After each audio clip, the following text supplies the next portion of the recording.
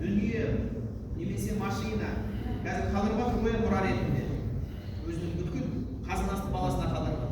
Бірақ одан да қайырлы, одан да ең абзал болған құнды нәрсе бар. Бұл сол әкесінің баласына берген дұрыс тәрбиесі ғана екен ғой. Жалпы сол тақырыпты қамтиды. Енді мен тоқталып деп жатқан мәселе мына Құдайы ас берудегі ысырапқа жол бермеу. Муфтияттан осындай үлкен құжат қабылданды. Ас беру мәдениеті. Қазіргі өкінішке орай біздің астарымыз бір-бірімізбен жарысып, бәсекеге салынып, тойдан артық болмаса кем өтпейді біздің асымыз өкінішке орай. Дастарханымызда не жоқ? Соның алдын алу мақсатында жамағатқа ас беру мәдениетін қалыптастыру мақсатында осындай құжат қабылданды. Соған тоқталып өтейік. Жалпы біздің ас берудегі мақсатымыз қандай? Соны бір еске салайықшы, соны бір есімізге түйейікші. Ас берудегі мақсатымыз Алланың ризалығын көздеу. Яғни өмірден өткен марқұмға құран бағыштау ғана болу керек. Ал өкінішке орай біздің ас берудегі мақсатымыз басқа болып кеткен.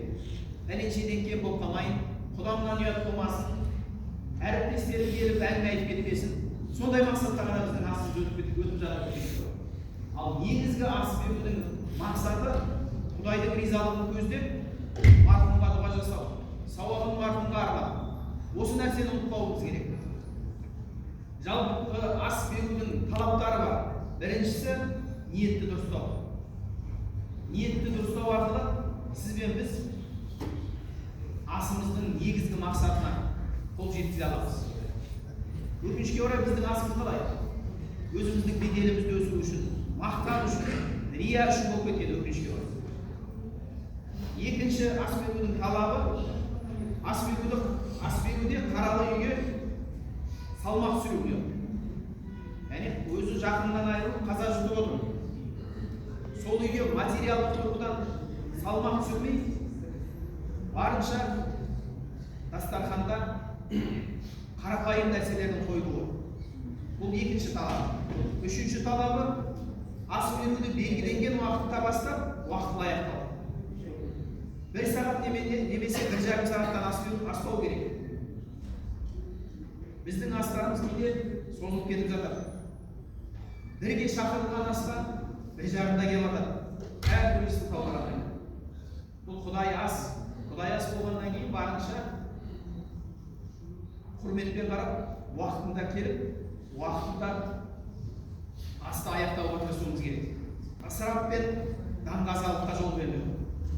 Яғни ысырапқа салып ал, қасиетті Құран Алла айтады, ішіңдер жеңдер дейді, бірақ ысырап етпеңдер дейді. Кейбір өңірлерде, мысалы мына Абай облысында, Семей өңірінде, олар өздерінің бір дастархан мәзірін қарастырып қойған. Бүткіл ақсақалдар мен жаңағы сол елдің тұрғындары келісіп, қарапайым ас мәзіріне көшкен. Бұл бір жақсы нәрсе. Ол жерде жаңағы фруктыңыз да жоқ, ол жерде жаңағы әртүрлі салаттарыңыз да жоқ. Қарапайым асқа келгенде қарапайым дастархан. Бізде сол нәрсені алып келуіміз керек, ақырын. Мұсылман болу әсте дейді ғой. Өзі мына қаза болып отырады, әкесінен, шешесінен айырылып отырады, бала шағалары мал базарда жүріп жүреді. Мәйіт өз жайына қалады. Біздің қазіргі күнімізде көріп жүрген нәрсеміз. Мәйіт өз жөнінде қалады. Сиыр соямыз ба, жылқы соямыз ба? Базарлап жүреді кейбір келіндер. Осы қаза жұтып отырған отбасына салмақ салмау барынша. Және олардың шариғат талаптарына сай өткізу. Бос сөз сөйлемеу, және киімге мән беру, киім әдемі. Орамал тағу, әйел заты ғой. Мына ұятты жерлердің жабық болуы, осы нәрселерге мән берейік. Өкінішке орай, әйелдердің жаңа басына дым таппай салфетка қойылады. Оның барлығы біздің дәстүрімізге де, дінімізге де сай келмейтін әдеттер. Марқұмға дұға жасау. Оны білеміз, жасаймыз. Жиналған жұртқа уағыз насихат айту. Жиналған жамағатқа барынша насихат айту, пайдалы өсиет айту. Сол асқа жиналғаннан кейін ол жерге имам шақырылады, молда шақырылады.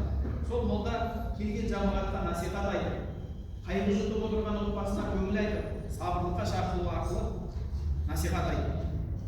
Сақтау. Яғни ер мен әйелдің барынша бөлек отыруы. Осы нәрсені де бір қалыптастыруымыз керек. Ер мен әйел кейде араласып отырып жатады бір столда. Барынша бөлек отырғаны абзал. Марқұмдық астарда бейнероликтерді көрсетпеген абзал. Қазір сондай нәрсе шығып жатыр. Марқұмның жаңағы туған сәтінен бастап өмірден өткеніне дейін 5 минуттық видео жасайды. Ол жерде не жоқ? Бұрынғы жаңағы тойда отырып жаңағы ішкен 100 граммдарда тұрады видеосында, фотосында. Оның барлығы бекершілік. Бекерге мәйітке біз салмақ саламыз. Видеоролик көрсетуге болады, шағын, пайдасы бар, кішкене бала шағасының болады. Бірақ көрсетпесе нұр үстіне нұр болады. Өйткені ол видеоролик көрсеткенмен ол мәйіттілік демейді. Ас бермеу дейді. Яғни жаназа шығармай барынша ас беруден сақтану. Бізде мәйіт жатады, қонақ асы деп мына жақта ет жеп атамыз. Бұл да шариғат талаптарына сай келмейді негізі. Өзі қонақ асы деген кімдер үшін өзі? Алыстан келген меймандар үшін да. Яғни қонатын жері жоқ, баратын жері жоқ. Кісілерге арналған нәрсе ол. Онда да қонақ асын сол жаңағы мәйіт жатқан үйде емес, сол мәйіт жатқан үйдің көршілер шақырып болғанда әдетте көршілер, ағайындар. Бізде олай жоқ. Алыстан келген мейманда бар, осы жаңағы қалада тұратын, маңайда тұратын адамдардың барлығы келіп алып, ет жеп, тамақ жеп, бос әңгіме айтып отырады. Бұл да әдетке сай емес. Мүмкіндігінше қаралы үйде 3 күн қазан қайнатпау керек. Яғни мүмкін болса 3 күнге дейін сол үйде қазан асылмаған абзал. Жұма намазының уақытында бермеу. Кейбір кісілер бар, жұма намазы бірде оқылама, бірде асқа шақырады. Құдай тағаланың парызына қарсы келіп ас беріп жатады. Негізі мақсаты сауап алу. Бірақ сауап аламын деп, жұма күні адамдарды шақырып, жұма намазынан тосып, күнә алып қалып жатады. Ол дұрыс емес. Жұмадан бұрын немесе жұмадан кейін шақырған абзал. Күндізгі уақытта ас бермеу дейді.